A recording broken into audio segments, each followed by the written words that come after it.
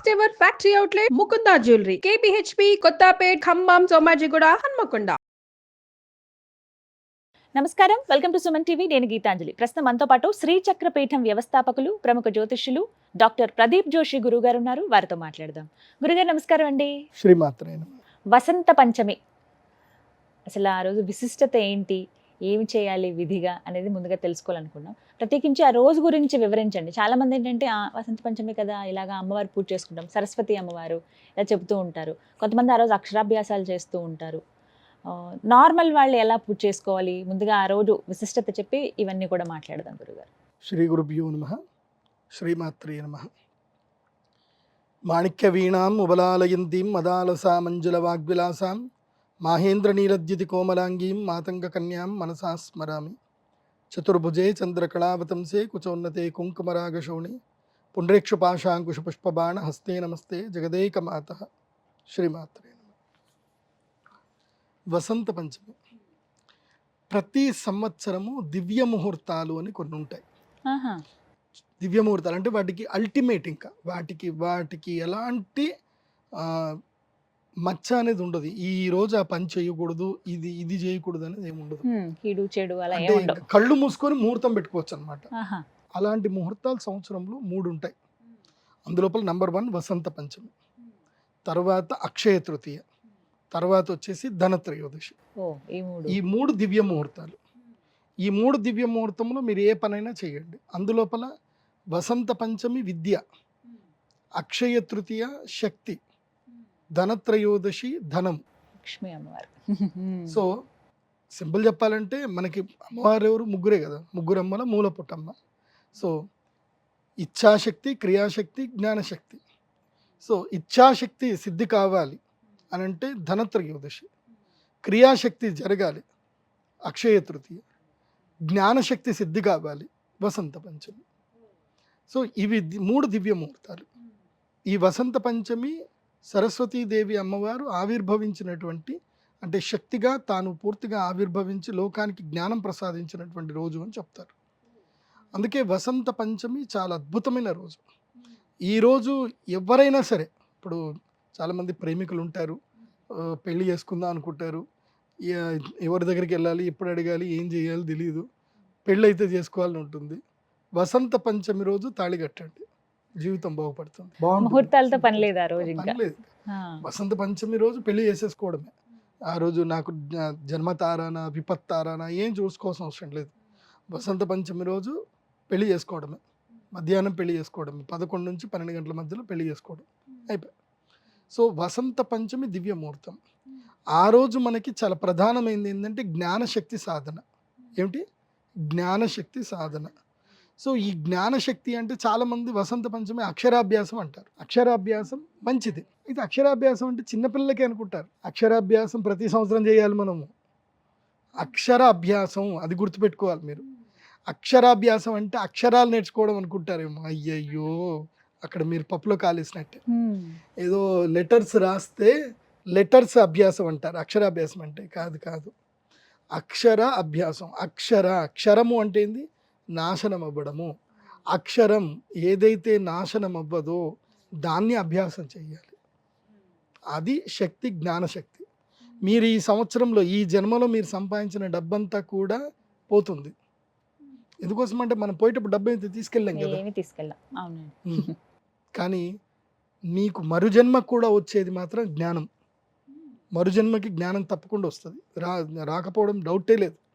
ఎందుకోసం అంటే ఎన్ని జన్మలు ఎత్తినా సరే సూక్ష్మ శరీరము జ్ఞానంతో క్యారీ ఫార్వర్డ్ అవుతుంది. దాన్ని స్మృతి అంటారు. జ్ఞానం, మెమొరీ పవర్ తప్పకుండా ఫార్వర్డ్ అవుతుంది.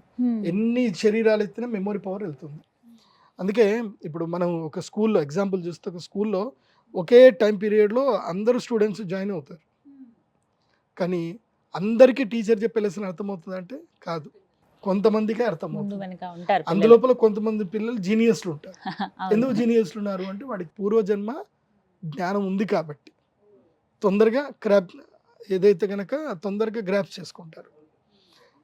కాబట్టి పూర్వజన్మ జ్ఞానం ఉంది అంటే అది జ్ఞాన సిద్ధి కలగడం. అందుకే ప్రతి వసంత పంచమి రోజున ప్రతి ఒక్కరు కూడా రాజశ్యామలాదేవి అమ్మవారు మాతంగి అమ్మవారి యొక్క ధ్యానం చేయవలసిందే. మాతంగి అమ్మవారి యొక్క పూజ చేయకుండా, రాజశ్యామలాదేవి అనుగ్రహం లేకపోకుండా జ్ఞానసిద్ధి పూర్తిగా కలగదు. శ్రీ విద్య స్టార్ట్ చేసుకోవాలి అన్న, అంటే శ్రీ విద్య ఉపాసన అంటే అమ్మవారి యొక్క శ్రీచక్ర తత్వాన్ని అర్థం చేసుకోవాలి అన్న వసంత పంచమి దివ్యమైనటువంటి రోజు. ముఖ్యంగా జీవితంలో ఎదగాలి, ఆకర్షణ యోగ సిద్ధి కలగాలి, రాజకీయ యోగ సిద్ధి కలగాలి, జీవితంలో అనుకున్న రాజయోగాలన్నీ సిద్ధించాలి అంటే ఏం కావాలి అని అంటే రాజశ్యామలాదేవి మాతంగి అమ్మవారి అనుగ్రహం కావాలి. ఆ అమ్మవారి సరస్వతీదేవి అమ్మవారు వసంత పంచమి రోజున రాజశ్యామల యాగం తప్పకుండా చేసుకోవాలి.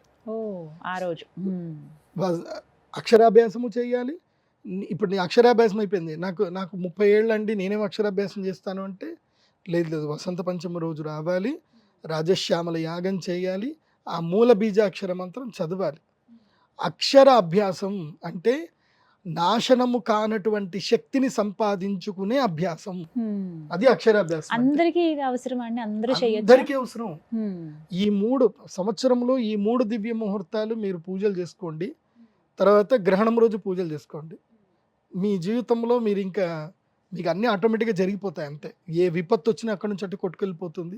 సంపత్తు ఏదైనా రావాలనుకుంటే గట్టిగా ఆకర్షింపబడుతుంది సంపత్తు కూడా. అందుకే వసంత పంచమి చాలా కీలకమైంది. ఆ రోజు చిన్నపిల్లలకి అక్షరాభ్యాసం చేస్తారు. నేను అక్షరాభ్యాసం చేసే దగ్గరికి వెళ్ళి చూశాను. నేను ఎంత దారుణంగా తోసేస్తారు అంటే వాళ్ళకి కూర్చోబెట్టినవారు, వాళ్ళు జరగండి అంటారు, ఇది రాసేసండి వెళ్ళిపోండి అని అంటారు. అలా చేసుకుంటే ఏం తృప్తి ఉంటుంది చెప్పండి. అందుకే మా శ్రీచక్ర పీఠంలో మీరు అక్షరాభ్యాసానికి వస్తే చక్కగా మీరు కూర్చుంటారు, మీ పిల్లల్ని మీ ఒళ్ళో కూర్చోబెట్టుకుంటారు, పలక ఇస్తాము, మండపం ఇస్తాము, అన్నీ చేసి చక్కగా మంత్రం చదివిస్తాము. మీరు అమ్మా నాన్న మాతృదేవో ఫస్ట్ అమ్మ అక్షరం రాయించాలి, ఓంకారం రాయించాలి, నాన్న ఓంకారం రాయిస్తాడు, ఆ తర్వాత గురువు రాయించాలి, గురువు కూడా రాయించాలి అక్షరాభ్యాసం పిల్లలకి. సో అలా చేసిన తర్వాత అమ్మని స్పర్శించే యోగం పిల్లలకు కలిగించాలి, స్పర్శ యోగం కలిగించాలి, అమ్మ పాదస్పర్శ కలిగించాలి. మా శ్రీచక్ర పీఠంలో రాజశ్యామలాదేవి అమ్మవారి యొక్క పాదస్పర్శ అందరికీ కలిగిస్తాము. అండ్ జ్ఞానం మాహేశ్వరాది చేతని శాస్త్రం చెప్తుంది. జ్ఞానం రావాలి అని అంటే మహేశ్వరుడి యొక్క అనుగ్రహం కావాలి, ఆ మహేశ్వరుణ్ణి ప్రసాదంగా స్వీకరించాలి. కాబట్టి మా శ్రీచక్ర పీఠంలో మీరు వసంత పంచమి యాగం చేసుకోండి, అక్షరాభ్యాసం చేయండి, మీకు శ్రీచక్ర స్ఫటికలింగం మేము మీకు గిఫ్ట్గా ఇస్తాం, ఫ్రీగా ఇస్తాం. సో శివరాత్రి నుంచి శివుని ఆరాధన చేయాలి. శివారాధన లేకుండా జ్ఞానం సిద్ధించదు పూర్తిగా. జ్ఞానం మాహేశ్వరాది చేతి.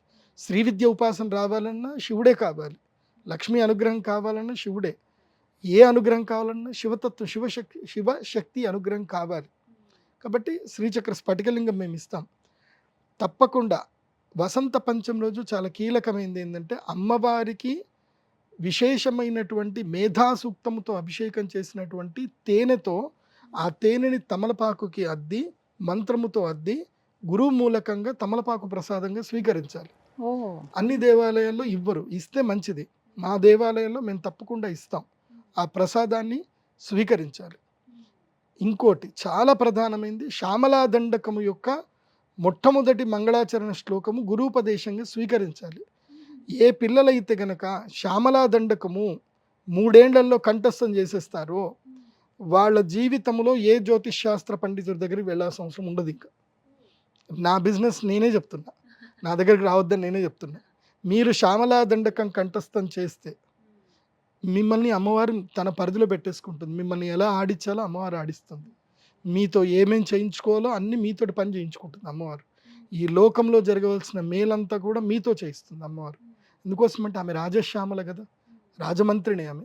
సో ఆమె ఈ లోకాలన్నింటినీ ఏలాలంటే ఆమెకు కూడా పరిచారకులు కావాలి కదా, సేవకులు కావాలి కదా. ఆ సేవకులు ఎవరో కాదు, శ్యామలా దండకం కంఠస్థం చేసిన వాళ్ళే. గురుముఖంగా తీసుకోవాలి, గురుముఖంగా తీసుకోవాలి.